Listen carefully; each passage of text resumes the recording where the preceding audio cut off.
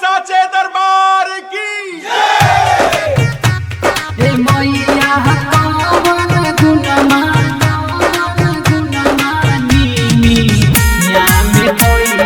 RBA Music Recording Studio, Navada.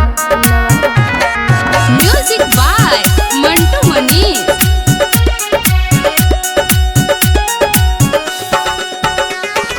मैया कवन गुणमानी या में पहिले बाड़ू झुलुआ लगैले हो बाड़ू ना। मैया कवन गुणमानी या में पहिले बाड़ू झुलुआ लगैले हो बाड़ू ना। मैया कवन गुणमा बघवा में तो पहिले बाड़ू आसन लगैले हो बाड़ू ना।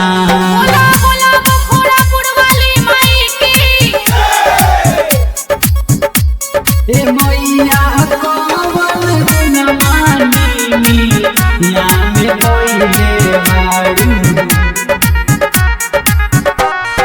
करके से रहवा सवार चुनरी ओढ़ले हो बाड़ू लाल चुनरी ओढ़ले हो बाड़ू लाल करके से रहवा सवार चुनरी ओढ़ले हो बाड़ू लाल चुनरी ओढ़ले हो बाड़ू लाल।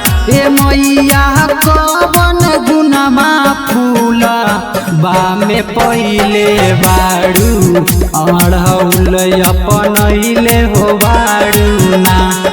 मैया कवन गुनमा फूला बा में पहिले बाड़ू अढ़ौल अपनैले हो बाड़ू ना।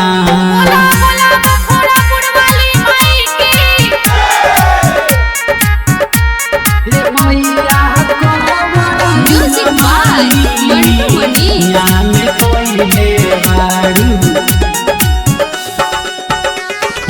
अर्जी करे टाइगर तोर एक बेर दे तू मैया बोल एक बेर दे तू मैया बोल। अर्जी करे टाइगर तोर एक बेर दे तू मैया बोल एक बेर दे तू मैया बोल।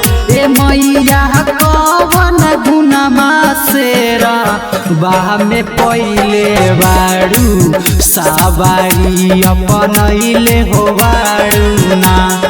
मैया कवन गुनमा सेरा बा में पहिले बाड़ू सवारी अपनैले हो बाड़ू ना। मैया कवन गुनमा सेरा बा में पहिले बाड़ू सवारी अपनैले हो बाड़ू ना।